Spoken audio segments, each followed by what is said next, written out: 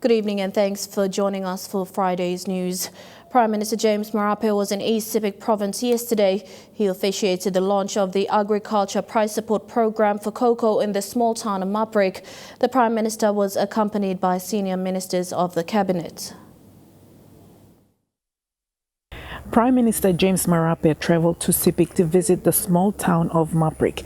From Boram Airport, he was escorted by East Sepik Governor Alan Bird, Defence Minister Solan Mirisim, State-owned Enterprise Minister William Duma, and Education Minister Jimmy Unguro. They landed on Marape's Hayfield Airport. Agriculture Minister and local MP John Simon took the opportunity to take him on a tour of the small town, first to the University of Goroka Centre, then to the district hospital and to the opening of the newly built National Development Bank complex.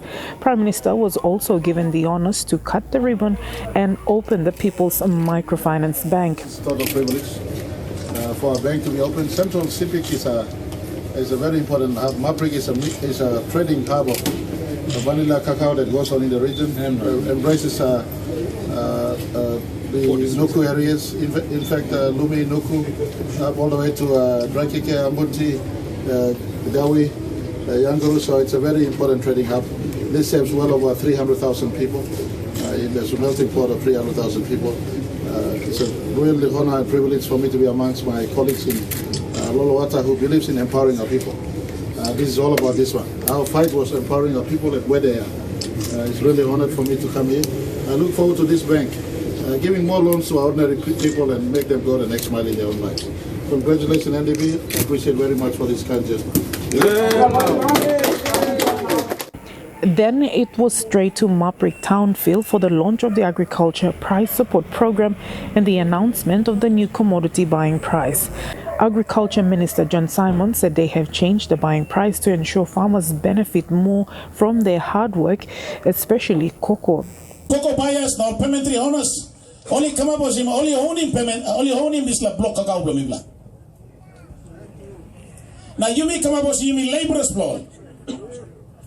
I'm only buying 1 kina 50. I'm only buying 2 kina. 1 kina 80, 1 kina. And that's what you can you go. You know, look how I throw the price per cacao, price per coffee, price per copra. All namelman, all processors, and exporters will exceed more money. So because underneath this law, the Prime Minister instructed me sit down, me make him a calculation, me make him go and me look him motion. Big plan gap is that. When me play enough support him all man, na happy mo na put him some kind of base price. Prime Minister said the government is now focused on assisting smallholder farmers and encourage more people to get into cocoa, copra and coffee farming. Meanwhile, the Sepik, both the East and West, are leaders in cocoa production in the country, exporting 10,000 metric tons last year. In 2019, when COVID did not limit transportation, they were able to export 16,000 metric tons of cocoa. This year, they plan to export 20,000 metric tons of cocoa, and the price support program is one way to encourage farmers to reach their target of 20,000 metric tons.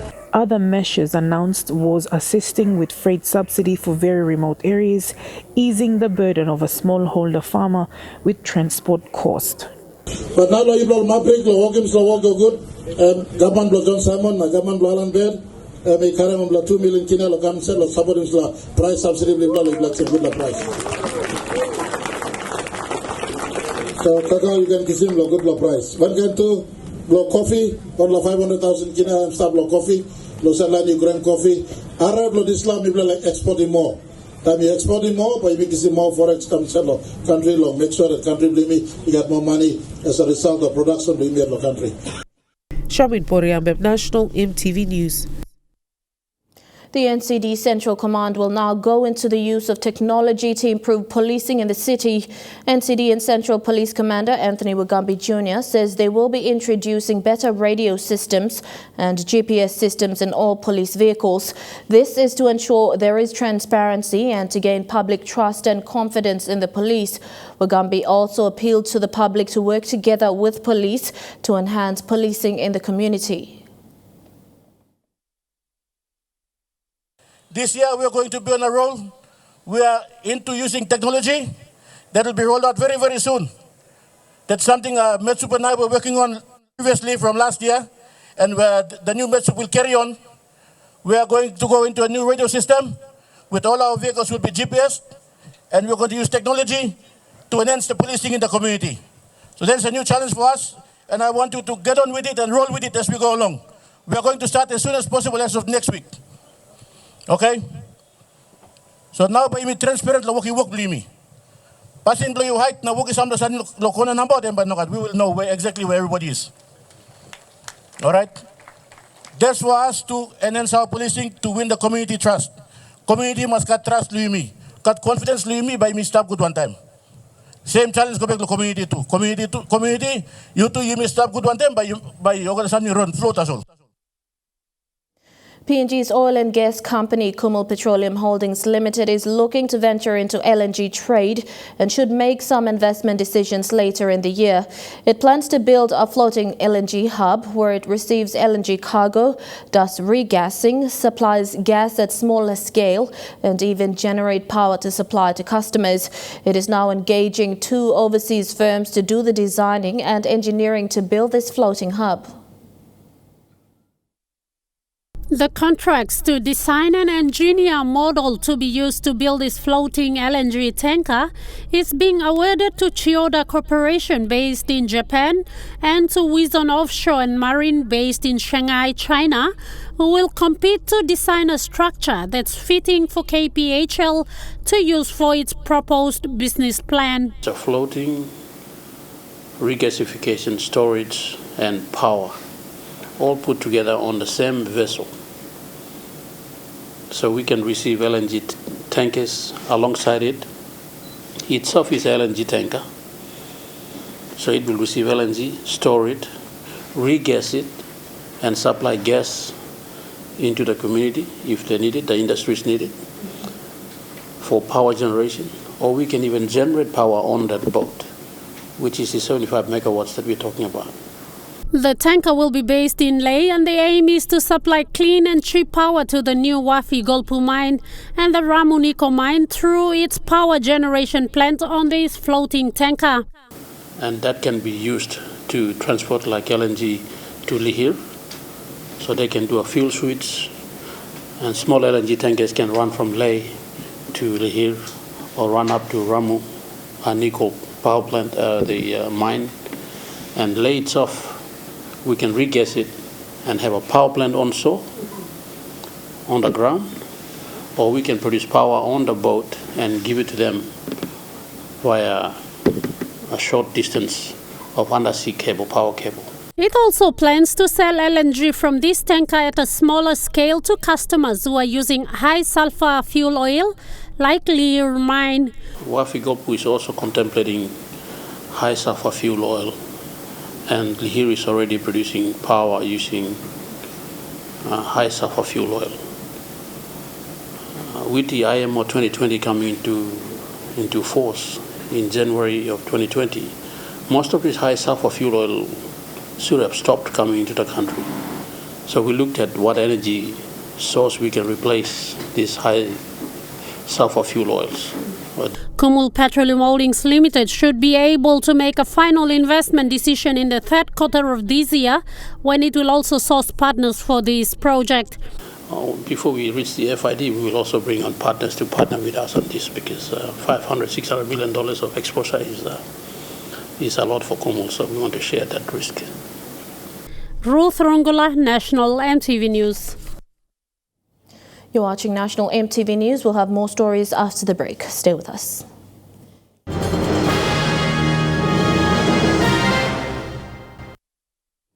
Welcome back. The Internal Revenue Commission has signed a Memorandum of Understanding with Post PNG today in Port Moresby. This MOU arrangement will see taxpayers without a private letterbox referred to Post PNG for mandatory registration of private letterbox. Meanwhile, IRC is embarking on Taxpayer Identification Improvement Program, and this partnership will support it. A memorandum of understanding was signed today between IRC and Post PNG. This paves way for IRC to gain access to taxpayers' postal addresses and also monitor their movements. One of the projects that we initiated last year and is continuing this year is to identify where the taxpayers are situated. So we've undertaken a taxpayer mapping exercise to establish the physical location of the businesses and also to establish the postal addresses and all of this. Post PNG CEO talked about the biggest challenge faced in PNG and urges all business to have a box under their names. I think one of the biggest challenges that we have in the country is the businesses tend to operate the same way that the individual box owners operate. You may come to realize that if you own a box, nearly all your family are using the same box. Your extended families are using the same box.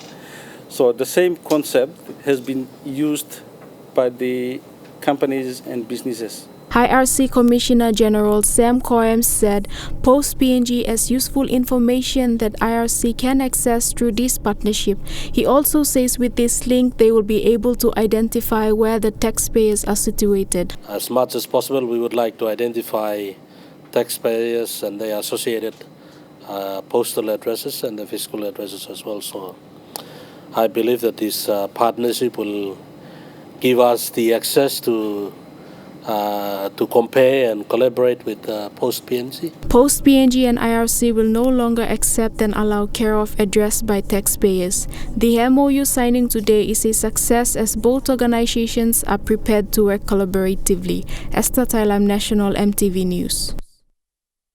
The chairman and director of Langmont Alluvial Mining Limited, Timothy Warrip, has raised concerns over the issuing of exploration license for the Marape gold mine. He said this was done without proper consultation with the legitimate landowners. Warrip called on the Wabeg District Development Authority and Mineral Resource Authority to come clear on this. A group of landowners from Marape in Enga province gathered this morning to raise their concern to the attention of the Wabeg District Development Authority and the Mineral Resource Authority. They want transparency and awareness of the activities that will be conducted on their land. This statement was made after an exploration license was issued without their notice. Government go miblo no sawe so miblo like find out kisimo right way wrong way you should come looking miblo way onablo dislal grande staplo. Timothy Warrip, the chairman and director of Langmont Alluvial Mining Limited, is the tenement license holder of the alluvial mining lease number AML 597 and chief landowner of EL 1420 and EL 1349. Mr. Warrip says, as the legitimate landowner, proper consultation should be carried out with him before the start of a new project. That's why now me put him to start talk along DDA, lo Wabeg, awesome. How now who start backseat long this la papa gran lo kisim this license now company go inside.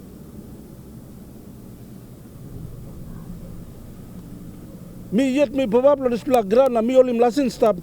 Me no talk right law. Emery by give him one bla license go law. One bla man sa sira nanda blong grand blo me. So for same like kisim company go must come look in me. Gertrude Gabi, National EMTV News.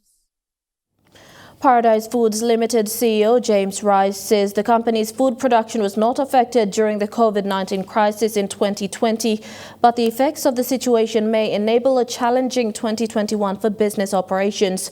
Speaking to EMTV News today, CEO Rice said Paradise Foods, as the largest food producer in the country, is however seeing 2021 as an exciting year with some new products expected. Paradise Foods Limited produces food products like biscuits, ice cream, chocolate and water. Famous brands include Now Biscuit, True Wara and Super Rings.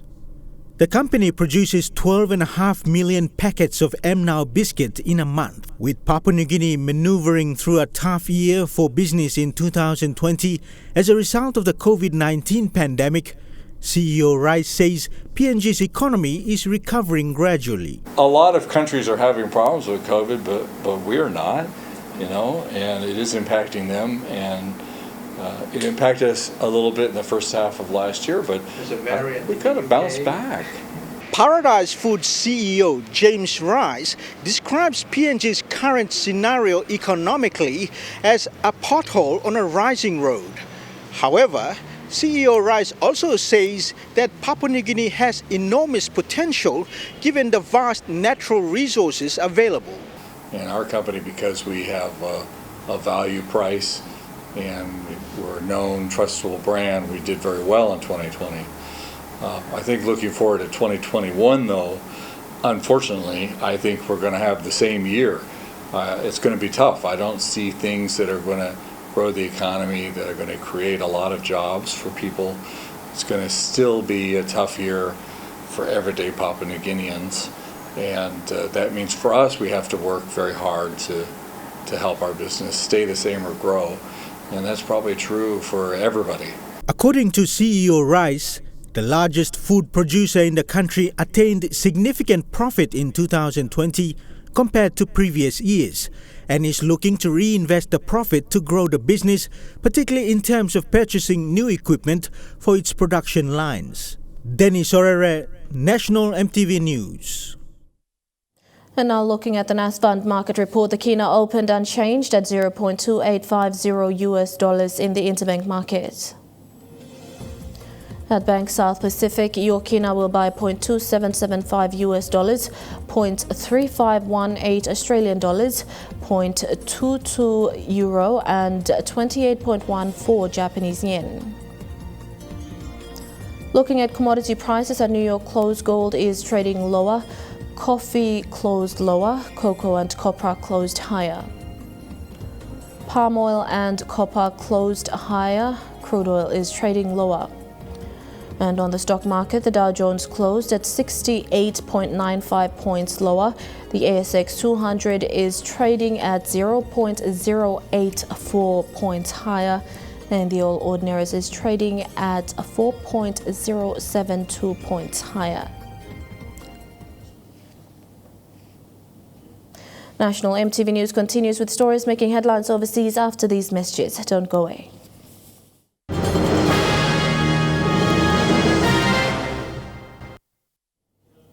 Welcome back to the news. Turning overseas, the UK has banned travel from Brazil and other South American nations after concerns over a new contagious COVID-19 virus fueling an explosion of cases and deaths in Brazil. COVID has already killed more than 200,000 Brazilians, the toll second only to the US. Manaus, say experts, is a city on the point of collapse. These images were filmed by members of the public and doctors and given to us by the Doctors' Union. Evidence, they say, of the struggles Manaus is going through. Hospitals with patients lying next to a body bag, others lying on the floor, waiting for treatment. A curfew's now been declared across the state, and there are reports that oxygen is also running out. At the same time, scientists are working around the clock to understand the new variant. Some of those mutations in the spike protein are quite similar to those found in UK and also in Africa. Tests will take time to understand the new variant, but experts say that vaccines can always be altered to respond to changes in the virus. But it's a virus that seems to have been forgotten here. It's peak summer, the beaches are packed, and people are dropping their guard. Everyone's relaxed. Nobody cares about it anymore, this woman tells me. The traffic is back and so are the commuters. That's been the message from President Jair Bolsonaro all along, that Brazil can't and shouldn't stop. a message that many people seem to have taken on board. But in the past few weeks, scientists have been warning of the grave implications if nothing is done, with some even calling for a UK-style lockdown. With President Jair Bolsonaro still playing down the virus and sowing unfounded doubts about the safety of vaccines, lockdown doesn't seem likely yet. To Britain, hundreds of Kiwis on the front line of Britain's war on COVID are at the centre of mental health concern. A report revealing as many as 600,000 hospital workers will need mental health support. It's what they don't want patients to see or hear. They're the beacons of calm. But on the inside, for some, there is unbearable darkness. On a day-to-day shift, there are nurses in tears. As I said before, I refuse to break down. I refuse to let it affect me. I have to go to work and perform. I don't know where my mental toughness comes from, and I don't know how long it's going to last. But for now, it's important for me to stay positive. That's because Nurse Jenny is in a leadership role, a charge nurse on an intensive care unit. But even the toughest needs solace to keep the demons at bay. I'd come home and I'm spent. I've got no energy left. I park up on the couch and demand a foot rub. And that's really, and I look after myself on my days off. She credits her partner Eugene and their new addition Jerry for taking care of her. No one who's been in intensive care can really understand what it's like and how stressful it is, but he tries to understand and he listens. The demands placed on healthcare workers here have soared in recent weeks. 10 long months, up to 16-hour days, with no let-up. We're waiting hours and hours at the hospital to hand a patient over to the clinical team there because there's no beds to put your patient in. So we're treating patients in the ambulance outside, in the driveways and in the car parks. From Dunedin, paramedic Aaron Chisholm says the physical and mental strain caused him to snap. I had a breakdown in a patient's house not long ago and found myself just on my days off not being able to relax and just said, you know what, I need to step away from this a bit because I can't look after people if I'm not being looked after myself. He's part of an emotional workforce, wrung out and exhausted. Many of those people will be okay with support and time and a chance to rest, assuming those things happen. But we know, sadly, that a substantial proportion will go on to develop full-blown mental health problems such as depression, anxiety, post-traumatic stress disorder. A mental health crisis growing silently in the midst of this pandemic. Tens of thousands of carers who will in turn need caring for in the months to come. To the US, it used to be the happiest place on earth. Now Disneyland is one of California's major battlegrounds in the fight against COVID-19, hosting a mass vaccination center. Spiraling pandemic, happiness is relative. We're delighted with the opportunity to have the vaccine. 75-year-old Albert Bartazzi has been coming to Disneyland since he was a boy. Since 1961. But never come for a vaccine. It's always to have fun. Yeah. Under the shadow of the Matterhorn, medical tents and queues, sparking smiles, bringing hope. I was so scared about getting the virus. I don't want to die on a ventilator.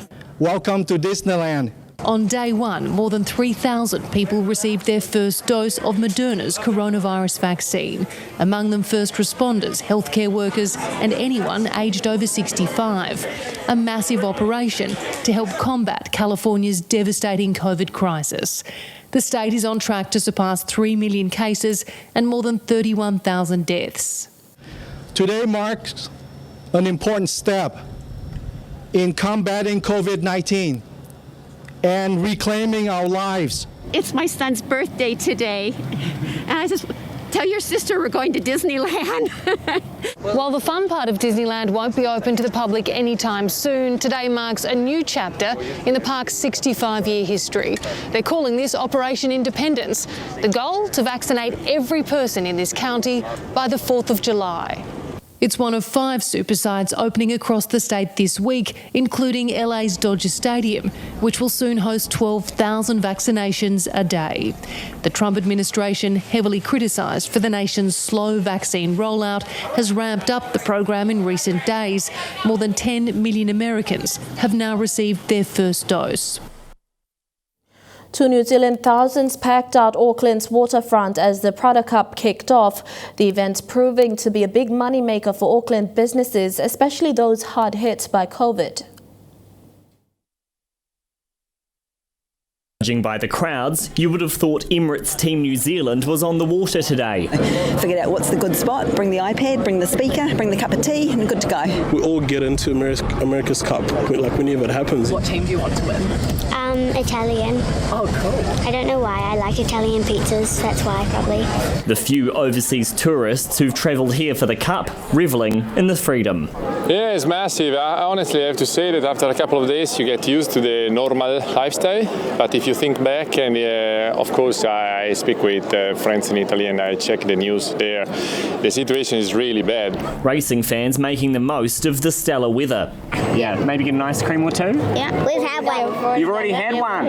And they weren't the only ones. It's been a tough year for the hospitality sector. Sun's out, tongue's out, we say. Today's event providing a much needed boost for this gelato store. You know, it's like we're on the right side of it now and it's all getting resolved, and we're looking forward to this America's Cup to give it a good old kind of shot in the arm. The City Centre Business Association says yes, international tourist numbers have dropped due to the pandemic, which has put a big dent in what we're expecting to make from the America's Cup, but domestically Kiwis are spending more than expected. So to have a big event like this that attracts people from Aucklanders and around the country, we hope, to enjoy the event is great timing. With racing set to last right through until the end of March, it's hoped the waterfront will be just as packed for the main event.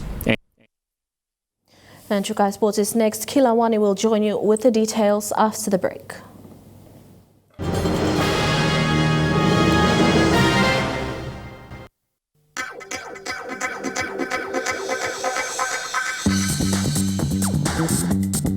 Chukai Sports.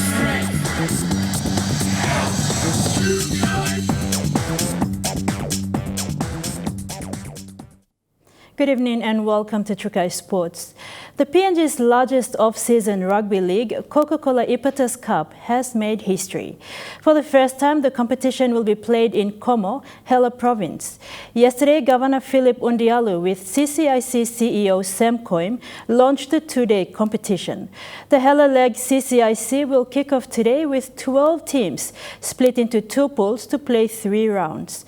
The finalists will battle it out for a gold pass to progress into the next stage of the competition. The competition will also promote peace and unity through the sport of rugby.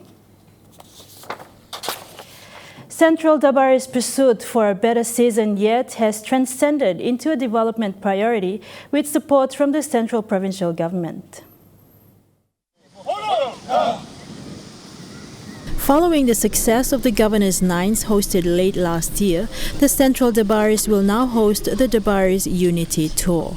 Hubert Warupi, Executive Director of the Central Dabaris, in heading the pursuit to improving the quality of the team for the 2021 season, stated the Unity Tour is part of the partnership of the Central Provincial Government and its vision, and at the same time achieving the franchise goals in offering opportunity to the rural and untapped talent of Central Province. The Unity Tour, according to Warupi, is a way of measuring the strength of leagues in the rural areas and building these leagues for strategic feeder system. The tour is set to reach the 12 existing zones created from the Dabaris Nines last year in all 5 districts of Central Province. Warupi stated along with talent searching for the club, other programs such as coaching clinics and similar platforms for coordinators will also feature during the tour. At the end of the tour, the final 25-man squad will be announced. The tour will kick off on the second week of February 2021. Meantime, Warupi passed his condolences on behalf of the Central Dabaris franchise, management and team to the family of the late Douglas Guys. Warupi stated it is unfortunate for the Dabaris, who were hoping to recruit Douglas as an attack specialist coach, and while still in process, the news of his untimely passing came. Warupi says the death of Douglas Guys is a big loss to the sporting community in Papua New Guinea, and especially for the rugby union fraternity. And Papua New Guinea has lost a true servant to the Code of Rugby Union with the passing of former Pukpuk representative and player and National Sevens team coach Douglas Guise. Whilst coach of the Pukpuk Sevens, Guise guided the team to World Cup Sevens qualification, along with memorable wins against full-circuit teams France and Russia during the Hemital Sevens in 2018. Former PNG Pukpuk representative in both 15s and rugby sevens, Douglas Guise passed away yesterday evening, aged 40 years old. Guise, who remained active as a coach after hanging up his boots at club and international level, started his coaching career with former club Nova, leading to his eventual appointment as national team coach of the PNG Pukpuk Sevens team.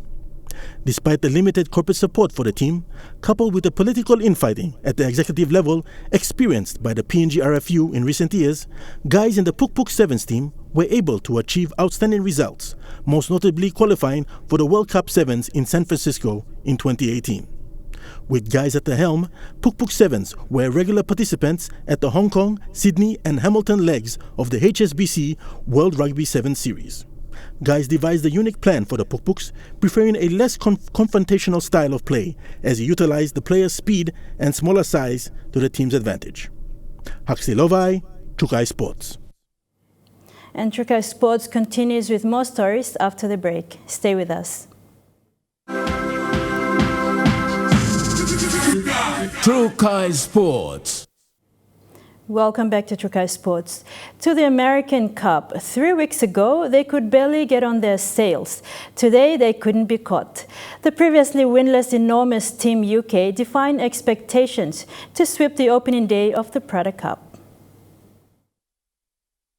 Questions were constant, the answers instant and emphatic. Good start from Sir Ben Ainsley. Yeah, that's what they needed. Labelled a lame duck in the America's Cup World Series, now a flying phenomenon in the opening race of the Prada Cup against American Magic. Wow, what a difference 2 or 3 weeks makes. Ineos Team UK skipper Sir Ben Ainsley revealing yesterday almost a complete remake of their boat Britannia, but saying they'd need wins at the upper end to be competitive.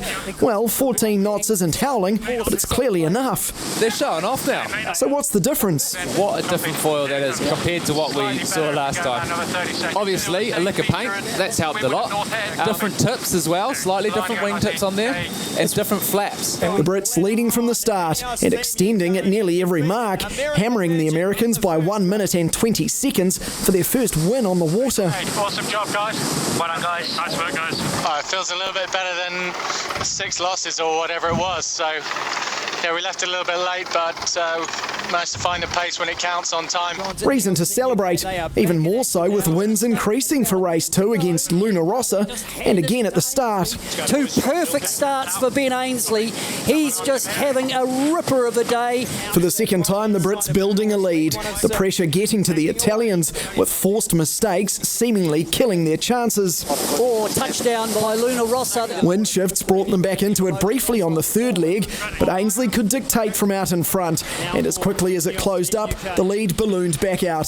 The Brits cruising in the end, this time a 13-second victory. And they make it 2 from 2 on the first day of the Prada Cup.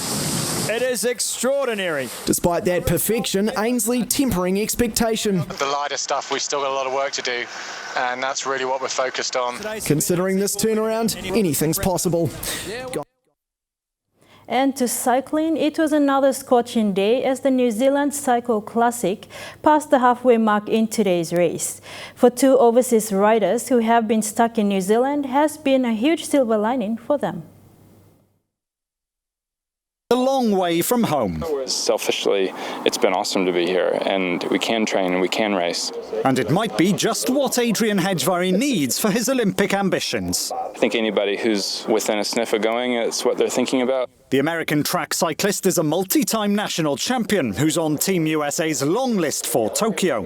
And with Kiwi wife Rushley Buchanan already in line to represent New Zealand at the Games, getting there is priority number 1. Anybody who's still in it, I think, feels even more compelled to try their best. A track cyclist by nature, he's using this week's road race as part of the build-up, alongside the only other overseas rider in the race, Scottish teammate Mark Stewart. The former Com Games gold medalist came here to visit his girlfriend, another New Zealand track cyclist Emma Cumming, in March last year, before a cancelled flight and various other things kept him New Zealand bound. It seems to be hitting home now that it might be a repeat year and there's stuff's been cancelled or postponed or moved already. So I think that starts to hit home now, for me anyway, just how lucky we are here. But even in New Zealand, he's managed to pull on a national jersey, although it wasn't his own, representing a mock Team USA alongside Hedgevarry at the New Zealand National Champs. I think just now the USA are happy to have anyone at the minute to represent them. Tongue-in-cheek, of course, but if his genuinely American teammate does get selected for Team USA, then New Zealand and the Cycle Classic will have played its part in helping him there. And that's True Kai Sports for now. The weather report coming up next. Bye for now. True Kai Sports.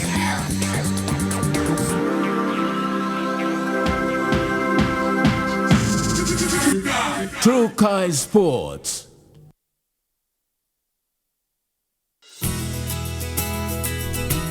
This weather update is proudly brought to you by Moniplus, with you always.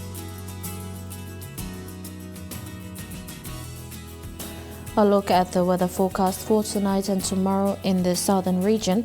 A few rain showers and thunder in Port Moresby. Rain showers, then cloudy weather in Daru. A few thundery showers in Kerema, partly cloudy with rain showers at times in Alotau, and chances of rain showers and thunder in Popondita. In the Momase region, cloudy with evening showers in Lae. Rain showers and drizzles easing to fine partly cloudy weather in Medang. Partly cloudy with a few evening showers in Wewak and partly cloudy with a few showers in Vanimo. In the New Guinea Islands region, mostly fine and sunny. In Lorengau, Kokopo and Rabaul, a few showers and possible thunder in Kavieng. Chances of rain showers and thunder in Kimbe and partly cloudy with a shower or two in Buka. And in the Highlands region, occasional rain showers and thunderstorms in Mount Hagen.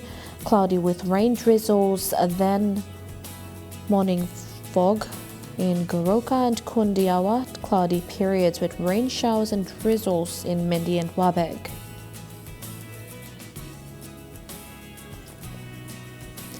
Forecast for small crafts for the next 24 hours. Waters of southern PNG Indonesian border through Torres Strait to Daru and Kiwai Islands to Kerema to Yule Island and Hood Point to Samarai Island, including waters of Samarai Island to East Cape and Cape Vogel through Huon Gulf to Finschhafen, with waters of Long Island to Karkar Island and Wewak to Aitape to the northern PNG Indonesian border, including waters of Manus and its western group of islands, seas of 0.5 to 1.3 meters. Waters of eastern and western Milne Bay Islands, with waters of Finschhafen through Vitiaz and Dampier Straits to CRC and Long Islands, with waters of New Ireland to Bougainville and with waters of East and West New Britain, seas of 0.5 to 1.5 meters.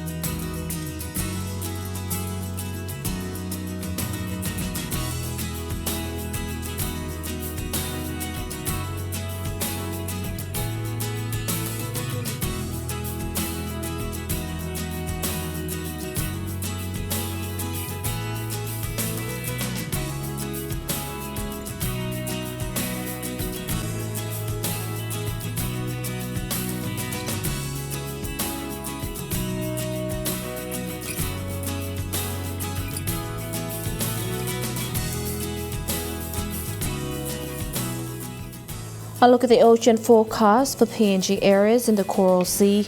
Seas slight to moderate with northwesterly winds at 10 to 20 knots. In the Solomon Sea, seas slight to moderate with northeasterly winds at 10 to 20 knots. In the Bismarck Sea, seas slight with northwest to northeasterly winds at 10 to 15 knots. And in the Pacific Ocean, seas slight to moderate with northeasterly winds at 10 to 20 knots. The weather update was proudly brought to you by MoneyPlus, with you always. Before we go, residents of Lay's 4 Mile community are calling on the government to ban alcohol in the country as it is the cause of many social problems in the communities. A victim of an alcohol-related offence, Maria Donna, said she gets assaulted and insulted by young men under the influence of alcohol twice a week when defending her market table from being destroyed by the drunkards.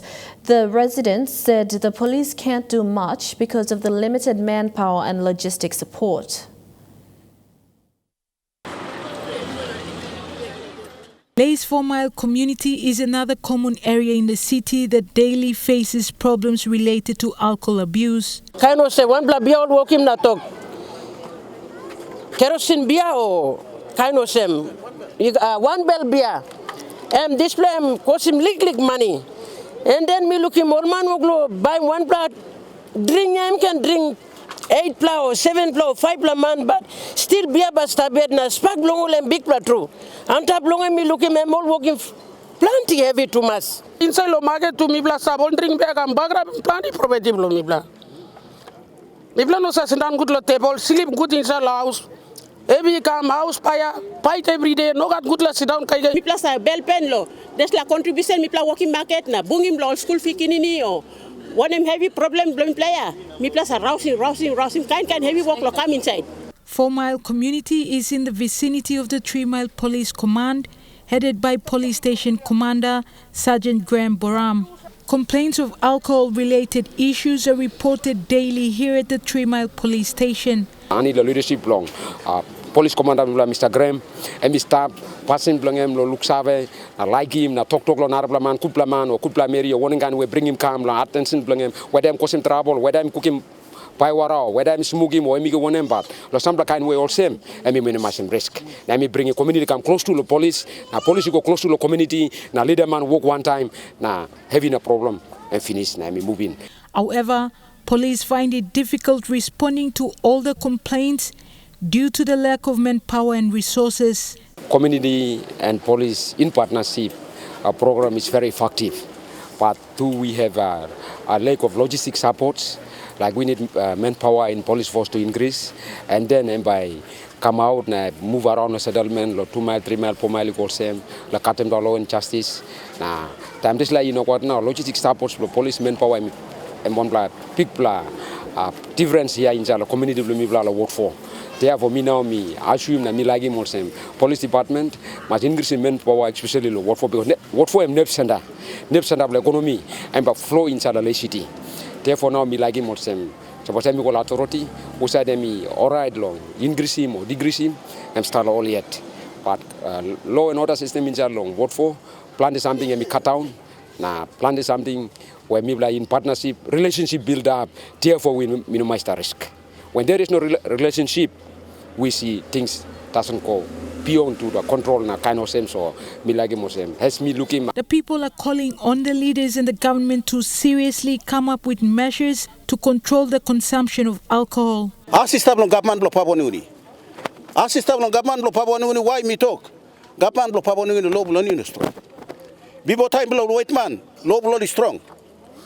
Now look, all sign out come na karam can be a gam side na problem tintable on money.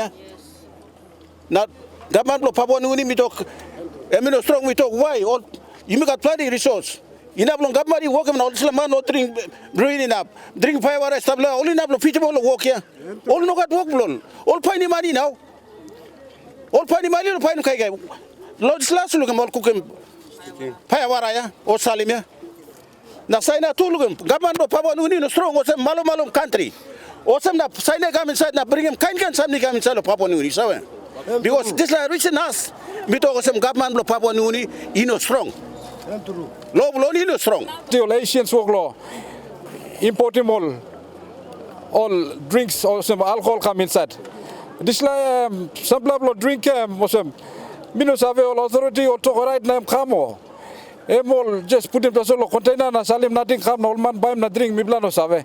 Kind of drink or look sim come old man drink na. Cheap na.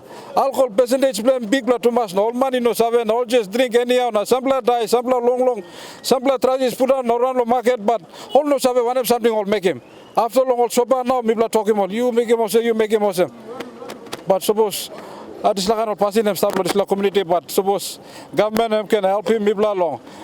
In a way where at least some can stop him this law passing long import him or this like kind of drink na but Martin people can come up under some good blah way long stop him this like kind of every come up community. What if me as a youth you engage me na me cleaning place to me engage me so me can clean him area talking brother me now Mr. Bosem middle star Bosem I think by class suppose you mean develop human resource law ground under by can talk la under big place anin and by no nationis. Still heavy by stop yet. Julie Badui, Owa, National EMTV News, Lay. And that's the news, sport and weather for Friday, 15th of January 2021. On behalf of the news team, pleasant viewing, be safe and bye for now.